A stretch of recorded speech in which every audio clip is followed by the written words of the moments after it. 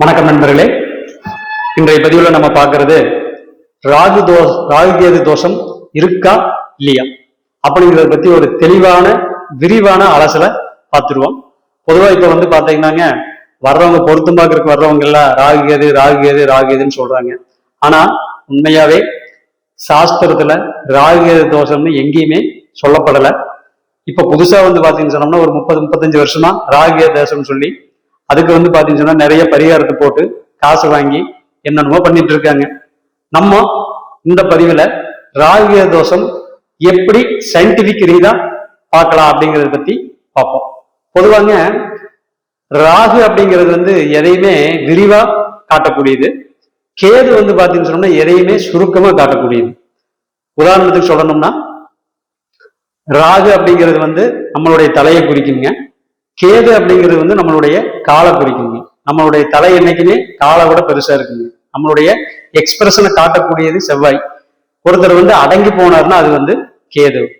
அதே மாதிரி பாத்தீங்கன்னு சொன்னா லக்னம் அப்படிங்கிறது நீங்க ஒருத்தருடைய ஜாதகரை குறிக்குங்க. அது ஆணா இருந்தாலும் சரி பெண்ணா இருந்தாலும் சரி. ஒருவருடைய ஜென்ம லக்னத்துக்கு லக்னத்திலேயோ அல்லது 2வது வீட்டுல லக்னத்துல ராகு இருந்தாருன்னு சொன்னா கண்டிப்பாக அவர் பாத்தீங்கன்னு சொன்னோம்னா ஒரு பேராசை பிடிச்சவரா இருப்பாருங்க. எதையுமே எடுத்தறிஞ்சு பேசக்கூடிய தன்மையில இருப்பாரு. அதே மாதிரி எப்பவுமே பாத்தீங்கன்னு சொன்னோம்னா ஒரு படபடப்பாவே இருப்பாருங்க. ஒரு எக்ஸ்பிரஷன்லயே எப்பவும் இருப்பாரு. எப்பவுமே ஸ்பீடா தான் செயல்படுவார். ஸ்லோவா வரனால செயல்பட முடியாதுங்க. இதே மாதிரி 2வது வீட்டுல ராகு இருந்ததுன்னு சொன்னா அவர் பேச்சு எப்படி இருக்குன்னு கேட்டீங்கன்னா படப்படன்னு பேசிடுவாருங்க. எதையுமே மனசுல வச்சுக்காம அடுத்தவங்க என்ன நினைப்பாங்களோ ஏது நினைப்பாங்கன்னு ஒரு இங்கிதம் தெரியாம பேசுவாங்க. பெருமை பேச்சு ரொம்பவே அதிகமா இருக்குங்க. 2வது வீட்டுல ராகு இருக்குங்கிற பேச்சுனாங்கன்னா நீங்க காதுல கேட்கவே முடியாது. அந்த அளவுக்கு பேசிட்டே இருப்பாங்க. போது காதுல ரத்தம் வர்ற வரைக்கும் பேசுவாங்க அந்த 2ல ராகு இருக்கிறவங்க. அதே மாதிரி ஜென்ம லக்னத்துல ராகு இருக்கிறவங்க எப்பவுமே பாத்தீங்கன்னா வரும்போதே ஒரு பந்தாவோட பெரிய கௌரவமாகவும் வருவாங்க. அவங்க என்னைக்குமே ஆடம்பரத்தோட வருவாங்க, கௌரவமா வருவாங்க. அதே மாதிரி ரொம்ப அடுத்தவங்களை அவமரியாதை பண்ற மாதிரி நடத்துக்குவாங்க எப்பவுமே. இது எல்லாமே பாத்தீங்கன்னு சொன்னோம்னா ராகுக்கு உண்டான குணங்கள்.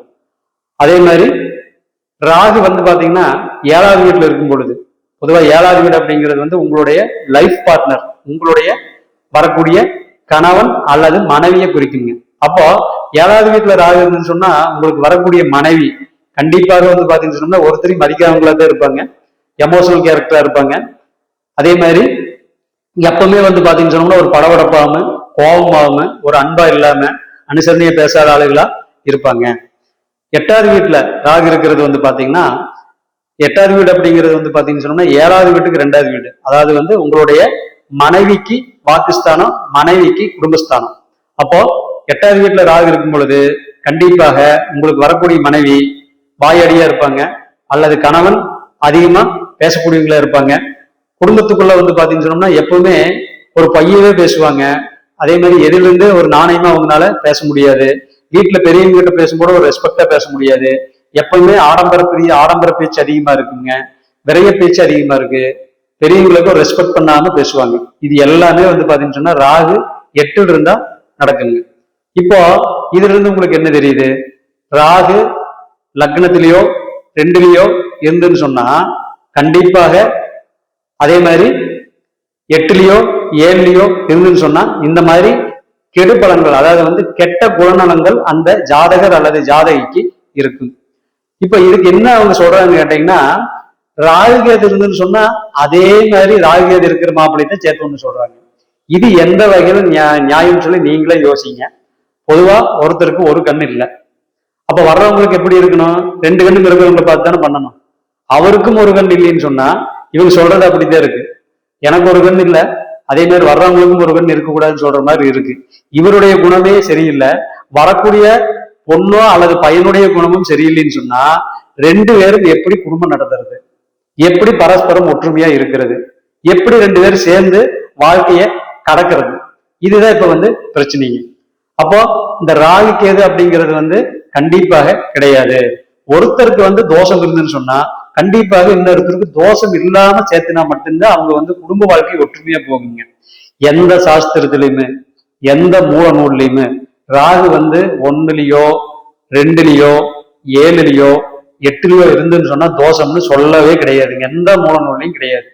நீங்க வந்து ராகு கேதுன்னு சொல்லி பயப்படாதீங்க. ஃபர்ஸ்ட் உங்க பொண்ணுக்கோ பையனுக்கோ ராகு கேது இருந்துன்னு சொன்னா கண்டிப்பாக நீங்க வந்து அதே மாதிரி குணம் இருக்கக்கூடிய பொண்ணையோ பையனையோ சேர்த்துனீங்கன்னு சொன்னா கண்டிப்பாக அவங்க வாழ்க்கை வந்து நல்லா இருக்க போறதில்லை. அப்போ ஒருத்தருக்கு இருந்துன்னு சொன்னா ஒருத்தருக்கு இல்லாதவங்களை சேர்த்து வைங்க. அப்பதான் அவங்க வந்து அட்ஜஸ்ட் பண்ணி போக முடியுங்க. இல்லைன்னா வாழ்க்கை நடத்துறது ரொம்பவே கஷ்டமாயிருங்க. அதே மாதிரி இப்ப அடுத்தது வந்து கேதுவை பார்க்கலாம். பொதுவாங்க கேது அப்படிங்கிறது வந்து எப்பவுமே தன்னை உணர்தல், மெய்ஞானி. அதே மாதிரி வந்து பாத்தீங்கன்னு சொன்னோம்னா ஒரு கமுக்கம், எதுலையுமே வந்து பாத்தீங்கன்னு சொன்னா வெளிப்படைத்தன்மை இல்லாம இருக்கிறது. பொதுவா லக்கணத்துல கேது இருந்துன்னு சொன்னா அவர் எதையுமே வெளிப்படையா சொல்ல மாட்டாரு, எதையுமே உள்ள வாங்கிக்குவாரு, அறிவு நிறைய இருக்கு, எதையுமே பேச மாட்டாரு, ரொம்ப சாஃப்டா இருப்பாரு. அதே மாதிரி வந்து பாத்தீங்கன்னு சொன்னோம்னா இது வந்து செவ்வாயினுடைய வீட்லயோ சனியினுடைய வீட்லயோ இருந்துன்னு சொன்னா கண்டிப்பாக இந்த பலன் நடக்காது. ரொம்ப எமோஷனல் கேரக்டரா இருப்பாங்க. அதே மாதிரி சுக்கிரனுடைய வீடுகள் இருந்தாலும் எமோஷனல் கேரக்டர்ல இருப்பாங்க. அப்போ லக்னத்துல கேது இருக்கும் பொழுது எப்பவுமே கொஞ்சம் ராகு கொடுக்கக்கூடிய பலனை விட கேது வந்து பாத்தீங்கன்னு சொன்னோம்னா கம்மியாக கொடுப்பாருங்க. இதே குரு வீட்ல எல்லாம் புதன் வீட்லயுமே கேது இருக்கும் பொழுது கண்டிப்பாக அவருக்கு இந்த கோபமோ அதே மாதிரி எடுத்தறிஞ்சு பேசக்கூடிய தன்மைகளோ வராதுங்க. என்னன்னு கேட்டீங்கன்னா குரு வந்து பாத்தீங்கன்னு சொன்னோம்னா எப்பவுமே குரு பிளஸ் கேது என்னைக்குமே ஆன்மீகத்தை குறிக்கக்கூடியதுங்க. அதே மாதிரி புதன் பிளஸ் கேது வந்து பாத்தீங்கன்னு சொன்னோம்னா எப்பவுமே தன்னை உணர்தல். அப்போ இந்த மிதுனம், கன்னி, தனுசு, மீனம் இந்த 4 வீட்டுல கேது இருந்துன்னு சொன்னாங்க கண்டிப்பாக கெடுபலனை கொடுக்காதுங்க. மற்ற இடங்கள்ல கேது இருந்துன்னு சொன்னா கண்டிப்பாக கொஞ்சம் முன்கோபம் அதிகமா இருக்கக்கூடியதா இருக்குங்க. குழப்பங்கள் அதிகமா இருக்கக்கூடியதா இருப்பாங்க. அடிக்கடி குறுக்கு வழி வந்து இவங்களுக்கு யோசிப்பாங்க. எப்பவுமே ஸ்ட்ரெயிட்டா போக மாட்டாங்க இந்த கேது மட்டுமே. எப்பவுமே குறுக்கு வழியா யோசிக்கக்கூடிய தன்மை இவங்களுக்கு அதிகமாக இருக்குங்க. அதே மாதிரி 2வது வீட்டுல கேது இருக்கும் பொழுது அதிகமா அவங்க பேசவே மாட்டாங்க. 2வது வீட்டுல ராகு இருந்ததுன்னா உங்க காதுல ரத்தம் வர்ற வரைக்கும் பேசுவாங்க. இந்த 2வது வீட்டுல கேது இருந்துன்னு சொன்னா கண்டிப்பாக அவங்ககிட்ட இருந்து பேச்சே நீங்க வாங்க முடியாது. ஏதாவது கேட்டா பதில் சொல்லுவாங்க, இல்லைன்னா பதில் சொல்ல மாட்டாங்க. ஒரு குடும்பத்துக்குள்ள பேசாம இருந்தா எப்படி குடும்பம் நடத்துறதுங்க? அப்போ 2வது வீட்டுல கேது இருக்கும் பொழுது கண்டிப்பாக குடும்பத்துக்குள்ள பெரியவங்க கூடவோ அல்லது வீட்டுக்காரர் கூடவோ அல்லது வீட்டுக்காரர் கூட பிறந்தவங்க கூடவோ ஒரு கலகலப்பாவோ ஒரு சந்தோஷமாவோ அவங்களால பேச முடியாதுங்க. இதைத்தான் வந்து பாத்தீங்கன்னு சொன்னோம்னா லக்னத்துல கேது இருந்தாலும் ஆகாதுங்கிறோம், 2வது வீட்டுல கேது இருந்தாலும் ஆகாதுங்கிறோம்.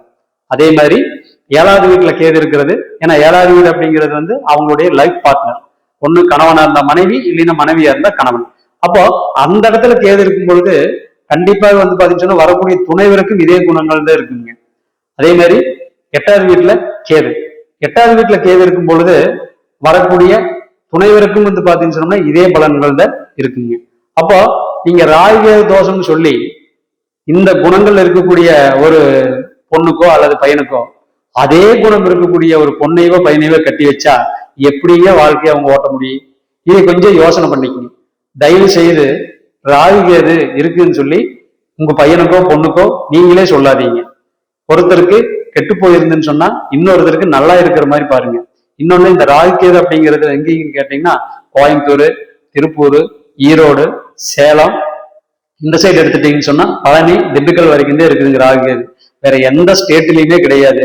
நம்ம மாவட்டத்திலேயே திண்டுக்கல்லை தாண்டிட்டீங்கன்னா அதுங்க இருந்தாலும் வந்து பாத்தீங்கன்னு சொன்னா ராகு கேது தோஷம் கிடையாதுங்க.